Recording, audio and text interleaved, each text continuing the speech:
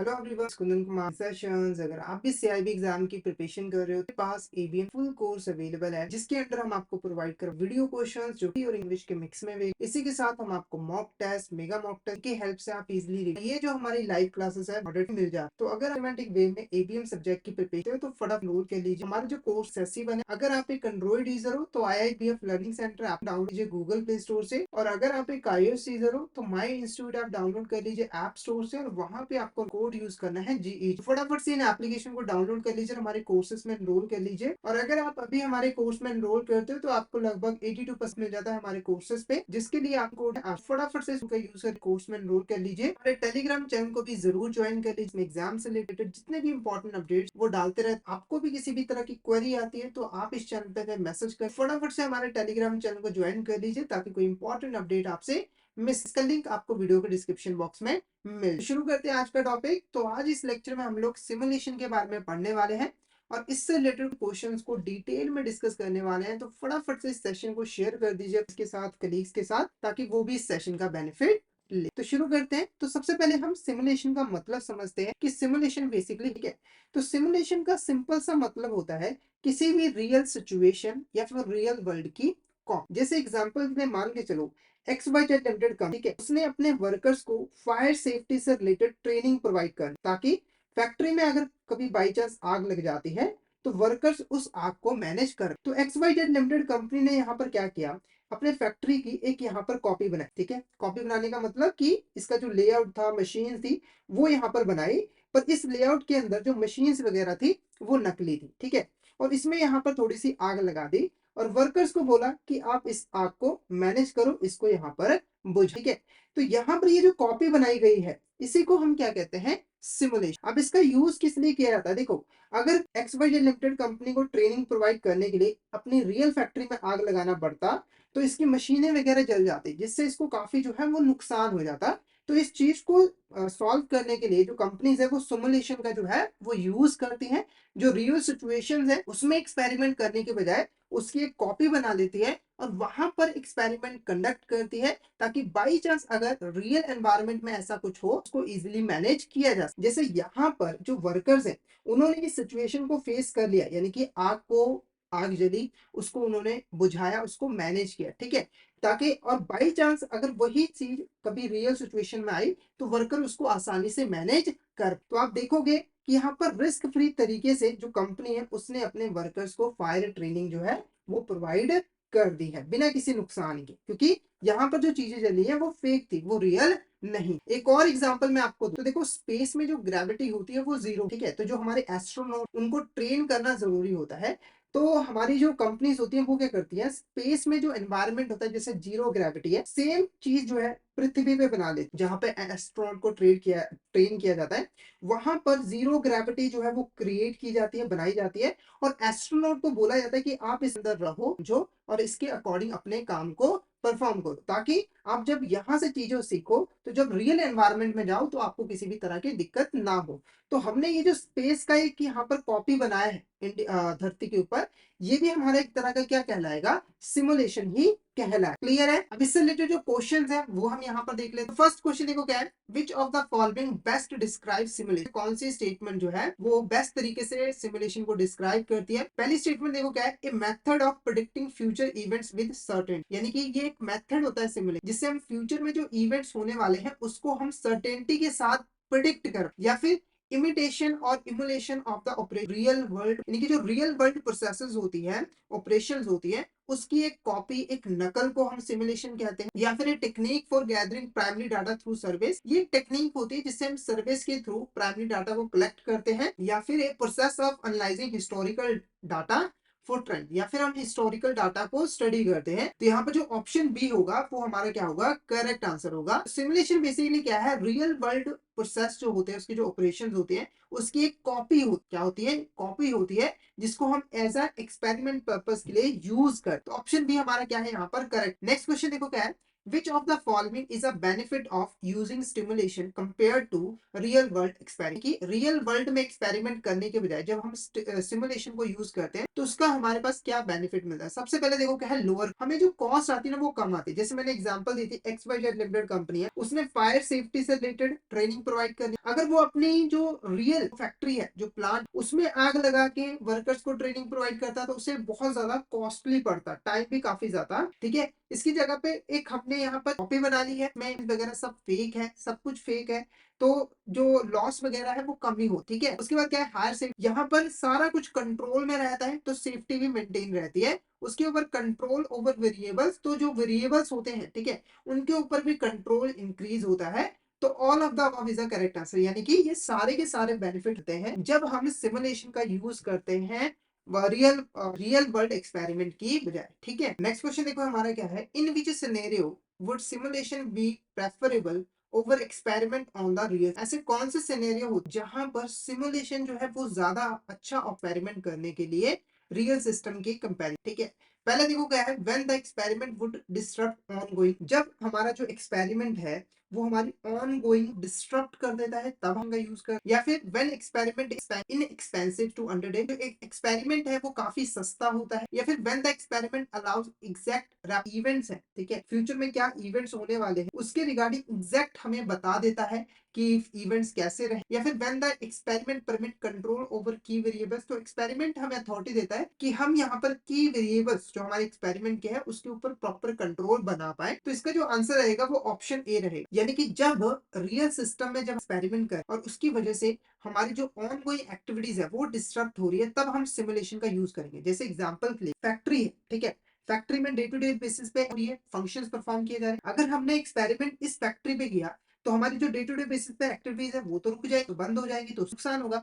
तो इस सिचुएशन के अंदर हमें सिमुलेशन का यूज जो है वो करना चाहिए। तो ऑप्शन ए हमारा यहाँ पर क्या होगा, करेक्ट। नेक्स्ट क्वेश्चन देखो, which of the following is not a key step in the methodology of sim, यानी कि जो सिमुलेशन की प्रोसेस होती है, मेथोलॉजी होती है, जैसे कौन सा ऐसा स्टेप है जो कि प्रोसेस में इन्वॉल्व नहीं। पहला है डिफाइन प्रॉब्लम, दूसरा है कंस्ट्रक्ट द सिमुलेशन मॉडल, तीसरा है specify values of parameters and variables, या फिर none of the above. Option D हमारे यहाँ पर क्या होगा, करेक्ट। यानी कि हमारी जो सिमुलेशन की प्रोसेस होती है, मेथोलॉजी होती है, उसके 3 इंपॉर्टेंट स्टेप होते हैं ये वाले, ठीक है। तो इनके बारे में पढ़ने से पहले एक बार पूरी की पूरी प्रोसेस होती है उसके बारे में हम डिस्कस कर लेते हैं, क्योंकि जब हम इसके बारे में पढ़ लेंगे तो ऑटोमेटिकली आपको स्टेप का मीनिंग भी क्लियर हो जाएगा, ठीक है। तो सिमुलेशन का जो पहला स्टेप होता है वो होता है डिफाइन प्रॉब्लम। हमें क्या है, अपनी सिमुलेशन स्टडी क्यों करनी, उसका ऑब्जेक्टिव क्या है, और उसके अंदर हम कौन कौन से वेरिएबल्स को यूज करेंगे, ठीक है, कौन कौन से पैरामीटर को हम कंसीडर करेंगे, उन सभी को आइडेंटिफाई जो है वो करना जरूरी होता है। तो डिफाइन प्रॉब्लम के अंदर हम बेसिकली जो हमारी सिमुलेशन की स्टडी है उसकी ऑब्जेक्टिव्स क्या है उसको क्लियरली जो है वो डिफाइन करते हैं, और उसके अकॉर्डिंग जो की वेरिएबल्स होते हैं, पैरामीटर्स होते हैं, उनको आइडेंटिफाई करते हैं, ताकि उसके बेस पर हम सिमुलेशन स्टडी को कंडक्ट कर। उसके बाद कंस्ट्रक्ट द सिमुलेशन मॉडल, तो जब हम एक बार ऑब्जेक्टिव डिसाइड कर लेते हैं, वेरिएबल्स डिसाइड कर लेते हैं, पैरामीटर डिसाइड कर लेते हैं, अब हम एक मॉडल बना, मॉडल का मतलब क्या है, एग्जैक्ट कॉपी, यानी कि जो रियल लाइफ प्रोसेस है, ऑपरेशन है, उनकी एक रियल कॉपी जो है वो बनाते हैं मॉडल के फॉर्म। इसके अंदर हम जो वेरिएबल्स होते हैं, जो पैरामीटर्स होते हैं, उनकी जो वैल्यूज होती स्पेसिफाई कर, जो डिसीजंस होते हैं सिमुलेशन से रिलेटेड उसको हम डिफाइन करते हैं कि डिसीजन कैसे लिए जाएंगे, कौन कौन से डिसीजंस होंगे। साथ के साथ जो फिक्स्ड और वेरिएबल टाइम इंक्रीमेंट प्रोसीजर है उसको भी हम यहाँ पर चूज। नेक्स्ट स्टेप होता है specify values parameter and variable.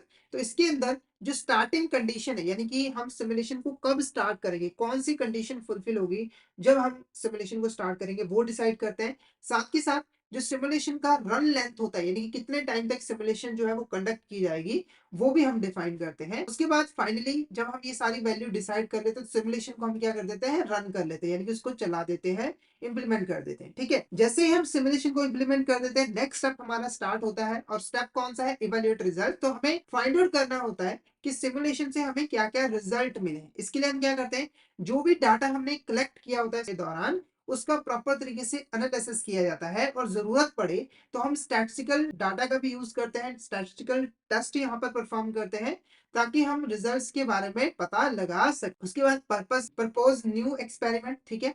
तो जो भी हमने इवैल्यूएशन की होती है, जो भी हमने डाटा का एनालिसिस किया हो, उसके बेस पर हम क्या करते हैं, हमारा जो सिम मॉडल होता है, सेटअप होता है, उसके अंदर कुछ मॉडिफिकेशंस करते हैं, नए एरियाज को जो है इंक्लूड करते हैं, जो ऐसे एरियाज जिनमें इंप्रूवमेंट की जरूरत है उसमें इंप्रूवमेंट भी करते हैं और एक नया मॉडल जो है वो तैयार करते हैं। तो ऐसे हमारा सिमुलेशन प्रोसेस है, मेथोलॉजी चलती है। तो आई होप आपको वो तीनों के तीनों जो स्टेप हैं वो क्लियर हो गए होंगे। तीन इंपॉर्टेंट स्टेप क्या थे, डिफाइन प्रॉब्लम, तो इसके अंदर हमें ऑब्जेक्टिव वेरिएबल्स पैरामीटर डिसाइड करने होते हैं, इसके अंदर हमें एक प्रॉपर मॉडल यानी कि कॉपी बना ली हो जाती है और उसके बाद हमें स्पेसिफिक वैल्यूज और पैरामीटर और वेरिएबल्स को स्पेसिफाई करना होता है। नेक्स्ट बात करते हैं, what does the simulation model include. जो सिमुलेशन मॉडल होता है उसके अंदर क्या चीजें होती, क्या इंक्लूड किया जाता है। पहला, specification of variables, parameters, decision या फिर probability distribution, time length, starting condition, statistical test and new experiment. तो आंसर क्या रहेगा, ऑप्शन है, वेरिएबल्स की स्पेसिफिकेशन,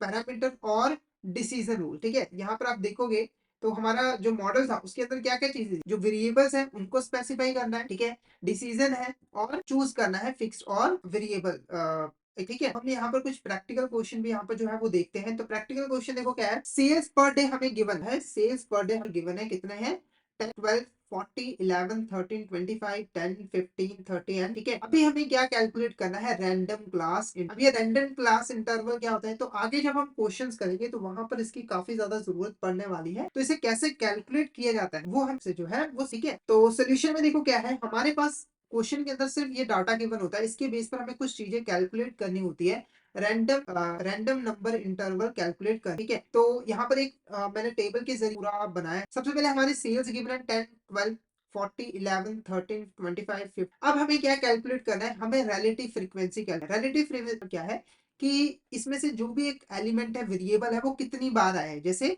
अगर आप 10 देखोगे तो 10 कितनी बार आया है, टोटल हमारा 2 टाइम्स आया, एक बार यहाँ पर आया और एक बार हमारा यहाँ पर अगर आप ऊपर देखोगे, यहाँ तो मैंने सिंगल सिंगल टाइम ही लिखा है, यहाँ पर आप देखोगे एक बार यहाँ पर 10 आया और एक बार यहाँ पर, ठीक है। उसके बाद अगर 12 की बात करें, 12 सिर्फ एक बार आया, तो इसकी रिलेटिव फ्रीक्वेंसी हमारी 1 है, ठीक है। अब इसको कैलकुलेट कैसे करना है वो हम यहाँ पर डिस्कस करेंगे। तो रिलेटिव फ्रीक्वेंसी को कैलकुलेट करने का हमारा जो फॉर्मूला होता है वो ये होता है, सिंपल सा, एफ डिवाइडेड बाय हमारा क्या है, जो ऑब्जर्वेशन की हम बात करें उसकी फ्रीक्वेंसी कितनी है। जैसे 10 की बात की है तो 10 की फ्रीक्वेंसी हमारी 2 है, टोटल फ्रीक्वेंसी कितनी है हमारी यहाँ पर 10 गिने तो 10, 1 2 5 8, ठीक है, 10 है, ठीक है। तो 2 को 10 के साथ यहाँ पर डिवाइड कर देना है। उसके बाद 12 की फ्रीक्वेंसी कितनी है, 1, ठीक है, तो यहाँ पर फ्रीक्वेंसी कितनी है, 1 और डिवाइडेड बाय 10। ऐसे ही हमारी 40 की फ्रीक्वेंसी कितनी है, 2, उसको 2 से डिवाइड कर देना है। बाकी की भी ऐसे यहाँ पर जो है वो कैलकुलेट कर, ठीक है। तो सबसे पहली चीज, अगर आपके पास आता है तो आपको क्या करना है, रिलेटिव फ्रीक्वेंसी को कैलकुलेट करना है। इसका फॉर्मूला मैंने आपको बता दिया है, F divided by N. F वो फ्रीक्वेंसी है जो ऑब्जर्वेशन की है और एन टोटल फ्रीक्वेंसी है, ठीक है। उसके बाद हमें कर लेना है प्रोबेबिलिटी को कैलकुलेट। हमें क्या करना है, जब आप इसको डिवाइड करोगे 2 डिवाइडेड बाय 10 तो आपका कितना आंसर आएगा, 0.10। ये क्या है, प्रोबेबिलिटी। प्रोबेबिलिटी का मतलब है कि जो हमारा टेस्ट के आने के क्या चांसेस, सेल्स के आने के क्या चांसेस है, तो उसका प्रोबेबिलिटी है 0.2। 12 के सिर्फ 1। इसके प्रोबेबिलिटी चैप्टर हमने किया था, टोटल आउटकम 10 है और जिसमें से 12 के आने की सिर्फ एक है, तो 1 डिवाइडेड बाय 10 तो वो 0. उसके बाद थर्ड का हमारा 0.2 आ गया और ऐसे हमें क्या, उसके बाद करना है कुमुलेटिव प्रोबेबिलिटी क्या होता है, तो टोटल प्रोबेबिलिटी आप मान के चलो। तो देखो अगर 10 की प्रोबेबिलिटी 0.10 है तो ये हम 0.20 लिख लेंगे। उसके बाद हमें क्या करना है, प्लस करते जाना है। जैसे यहाँ पर 0.2 के अंदर 0.1 को प्लस करोगे तो ये आएगा 0.3 से, ठीक है, 0.3 भी कह सकते हो। उसके बाद 2 को प्लस कर दोगे तो 0.50 और 1 को प्लस कर दोगे तो 0.60। अब ये क्या शो कर रहा है, 0.60। तो यहाँ पे देखो 10 से लेकर 11 तक, 10 से लेकर 11 तक की आने की क्या संभावना है, इनकी प्रोबेबिलिटी क्या है, टोटल प्रोबेबिलिटी को शो कर रहा है 0। ऐसे ही हमें आगे कैलकुलेट करना है और लास्ट में जो टोटल आएगा वो कितना आ जाएगा, 1 आएगा। तो ये तो रूल ही है, जो प्रोबेबिलिटी है वो उसका जोड़ हमेशा एक ही आता है, ठीक है। अब हमें कैलकुलेट करना है रैंडम नंबर, ठीक है।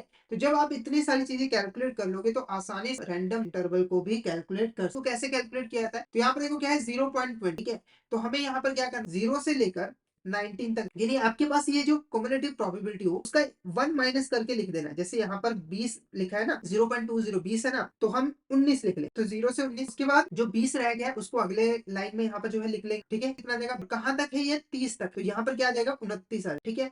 उसके बाद 30 रह गया था, 30 से लेकर 49। आप देखोगे कि 50 है तो मैंने 49 लिया, यानी कि हर में मैंने यहाँ पर एक-एक माइनस यहाँ पर किया है, ठीक है? उसके बाद माइनस 0 60 है तो यहाँ पर हमारा 50 आ जाएगा और 59 आ जाएगा। उसके बाद 70 है, 60 से लेकर हमारा 69 तक आ जाएगा और उसके बाद 70 से लेकर 79 तक आ जाएगा और 80 से लेकर 89 तक, ठीक है? और लास्ट में हमारा यहाँ पर 90 से लेकर 90, कि आपको हर में एक-एक माइनस जो है वो करना। तो यहाँ तक आपको क्लियर है? मैंने क्या किया, सेल्स का डाटा मेरे पास गिवन था, उससे मैंने रिलेटिव फ्रीक्वेंसी को कैलकुलेट किया, उसका फॉर्मूला है एफ डिवाइडेड बाय। उसके बाद मैंने इसकी प्रोबेबिलिटी कैलकुलेट की, फिर क्युमुलेटिव प्रोबेबिलिटी को कैलकुलेट किया, ठीक है?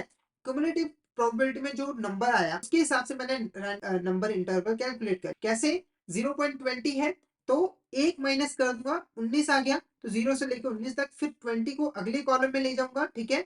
30 है तो एक माइनस 29 तो 29 तक, ऐसे आपको यहाँ पर करना है और इस तरीके से आप आसानी से जो रैंडम नंबर इंटरवल है वो कैलकुलेट कर लो। अब इसका यूज क्यों किया जाता है, तो इसको हम नेक्स्ट क्वेश्चन की हेल्प से, यहाँ पर एक केस स्टडी की हेल्प से जो है वो करेंगे, ठीक है? ठीक है, तो केस स्टडी यहाँ पर क्या है वो हम यहाँ पर डिस्कस करेंगे। तो पहले मैं आपको बता ही दूं कि इसका मैंने यूज किया है। तो देखो, जो रैंडम इंटरवल होते हैं ना, रैंडम इंटरवल होते हैं, इसका यूज बेसिकली हम सेल्स को कैलकुलेट करने के लिए कर, जानना चाहते हैं कि सेल्स की डिमांड कितनी होगी, तो उसको जानने के लिए हम इस इंटरवल का यूज जो है वो करते हैं। तो प्रैक्टिकली इसका यूज कैसे किया जाता है, तो उसको हम इस केस स्टडी की हेल्प से जो है सॉल्व करेंगे, ठीक है? तो कंपनी एक पेरिशेबल आइटम यहाँ पर जो है डेली प्रोड्यूस करती है, जिसकी जो सेल्स है वो डिमांड डिस्ट्रीब्यूशन के हिसाब से इन्फ्लुएंस होती है, यानी कि जितनी डिमांड होती है उसकी सेल्स भी उतनी होती है। जो मैन्युफैक्चरिंग कॉस्ट, ठीक है, जो मैन्युफैक्चरिंग कॉस्ट है, जो प्रोडक्ट वो वेस्ट माना, यानी कि अगर मान के चलो कोई भी अनसोल्ड प्रोडक्ट वो रह जाता है, मतलब बिकता नहीं है, तो वो वेस्ट हो गया, क्योंकि पेरिशेबल है तो एक ही दिन वो टिकता है, हो गया तो ठीक है, अगर तो बिक गया तो ठीक है, नहीं तो वरना वो वेस्ट हो जाए, ठीक है? अब इसको सॉल्व करते हैं। तो सबसे पहले देखो, जो कैलकुलेशन है यहाँ तक, ये जो टेबल बनाया है ये मैंने ऑलरेडी आपको बताया, एक बार फिर से बता दूं, यहाँ पर क्या है, मैंने रिलेटिव फ्रीक्वेंसी कैलकुलेट नहीं किया, सीधा प्रोबेबिलिटी को ले लिया है। रिलेटिव प्रोबेबिलिटी है, उसके बाद रैंडम नंबर इंटरवल सेम तरीके से, जैसे यहाँ पे 0.10 है तो मैंने 0 से लेकर 9 तक 10, फिर 25 है तो 10 से लेकर 24 तक, 30 है तो 25 से लेकर 29 तक लिखा है, ठीक है? तो ऐसे ही आपको बाकियों का भी जो है वो लिख लेना है। इस टेबल के क्वेश्चन के बेस क्वेश्चन को हम यहाँ पर जो है वो सॉल्व करेंगे इस केस स्टडी से रिलेटेड, ठीक है? तो फटाफट से इसको सॉल्व कर लेते हैं। तो सबसे पहले देखो, पहला क्वेश्चन क्या है, if a random number is selected from the 588 55 55 50 9 29 11, what is the corresponding demand for the product based on the given distance? यानी कि ये जो रैंडम नंबर आपको यहाँ पर दिख रहे हैं, ठीक है, इसकी हेल्प से बताओ कि इस रैंडम नंबर के साथ हमारी जो सेल्स होगी उसका फिगर कितना आएगा, मतलब कि हमारी सेल्स कितनी होगी वो हमें यहाँ पर बताना है, ठीक है?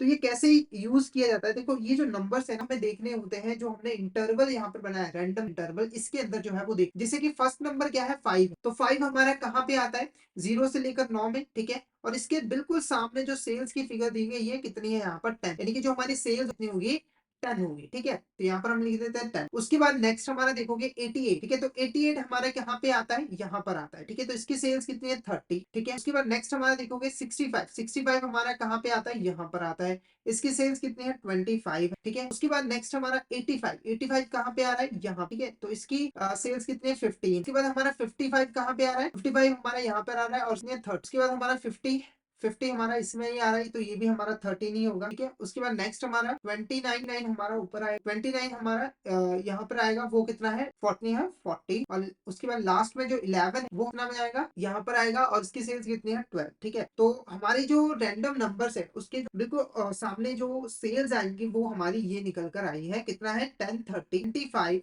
50 13 13 40 एंड 12, ठीक है? तो हमारा जो आंसर रहेगा, आप देखोगे तो आंसर क्या रहेगा, option A is a correct. तो ये मेथड यूज किया जाता है डिमांड को जानने की, आपकी यहाँ पर डिमांड कितनी रहने वाली है, सेल्स कितनी रहने वाली है, उसको जानने के लिए हम इसका यूज कर, ठीक है? तो रैंडम नंबर आपको पहले जो रैंडम नंबर क्लास इंटरवल है वो आपको बनाना है। उसके बाद जो रैंडम नंबर आपको गिवन दिया है वो सिर्फ उस क्लास इंटरवल के देखना है कि कौन आ रहा है, उसके सामने बिल्कुल यहाँ पर जो सेल्स होती है उस फिगर को आपको उठा लेना है, वही आपकी सेल्स जो है, ठीक है? नेक्स्ट क्वेश्चन देखो, what is the projected total profit और loss for the company over next 8 days considering the production cost is 30 per item and selling price is 45 per item, ठीक है? तो हमें ये पता लगना है कि एक कंपनी के 8 दिन के अंदर, जो 8 दिन का जो सेल्स है ना, उससे कंपनी को कितना प्रॉफिट या फिर लॉस जो है हुआ है, अगर प्रोडक्शन की जो कॉस्ट है पर आइटम वो 30 है और जो सेलिंग प्राइस है वो कितना है 40। तो सिंपल सा अगर फंडा यहाँ पर लगाए तो 45 में सेल किया कॉस्ट आई थी 30, ये हमारा कितना आ जाएगा 15 आ जाएगा, यानी कि हमारा जो प्रॉफिट आ रहा है कितना आ रहा है 15 रुपीज। ठीक है, अब हमें सिंपल प्रॉफिट कैलकुलेट करने के लिए क्या चाहिए, जो सेल्स हुई है वो कितनी हुई है, टोटल सेल्स कितनी हुई है वो हमें यहाँ पर कैलकुलेट करनी है। तो सेल्स हमने यहाँ पर टोटल कितनी हुई है, तो इसके लिए इसको प्लस कर दो, तो 10 प्लस 30 प्लस 5 प्लस 12, तो ये कितना आ रहा है 158, कितना आ रहा है 158। 150 क्या 58 क्या है, हमारी टोटल सेल्स है। हमें पता करना है कि प्रॉफिट हुआ है सॉरी प्रॉफिट हुआ है या फिर लॉस। तो 158 हमारी क्या है यहाँ पर सेल्स है, इनटू 15 रुपए की हमें यहाँ पर क्या होता प्रॉफिट होता है, मतलब पर पीस। 158 इंटू 50 कितना आ जाएगा 2370, यानी कि हमें 2000 का प्रॉफिट जो है वो हो रहा है, यानी कि जो 8 दिन की सेल्स है ना उससे हमें 2070 रुपए का प्रॉफिट जो है वो होगा, टोटल प्रॉफिट होगा। तो ऑप्शन बी हमारा यहाँ पर क्या होगा करेक्ट, ऑप्शन बी हमारा क्या होगा करेक्ट। नेक्स्ट देखो क्या है, determine the average number of product sold by company in the past 8, पिछले 8 हमारी जो कंपनी उसने एवरेजली एवरेज कितने प्रोडक्ट यहाँ पे जो है वो सोल्ड किए हैं।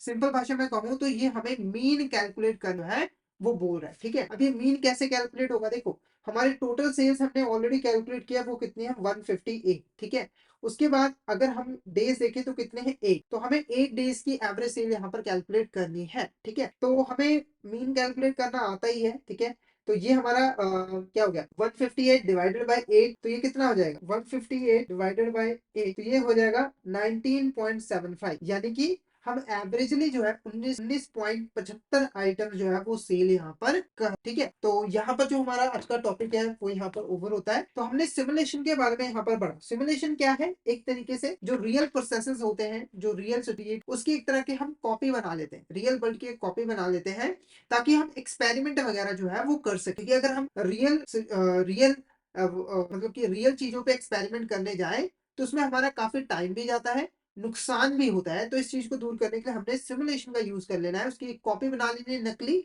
और उसके ऊपर हमने एक्सपेरिमेंट जो है वो कंडक्ट कर। आई होप आपको यहाँ तक क्लियर हो गया होगा। अगर आपको किसी भी तरह का डाउट आ रहा है तो आप चैट बॉक्स करके पूछ सकते हो। अगर आपको क्लियर हो गया है तो फटाफट बॉक्स करके जरूर बता दीजिएगा कि आपको यहाँ तक क्लियर है। और अगर आप एबीएम सब्जेक्ट की प्रिपरेशन करना चाहते हो तो फटाफट से हमारे कोर्स में जरूर एनरोल कर लीजिए, जिसके अंदर हम आपको प्रोवाइड करवाते हैं क्वेश्चन वीडियोस जो कि और इंग्लिश लैंग्वेज के मिक्स में अवेलेबल होते हैं। इसी के साथ हम आपको mock test, mega mock test भी प्रोवाइड करते हैं जिनकी हेल्प कर सकते हो।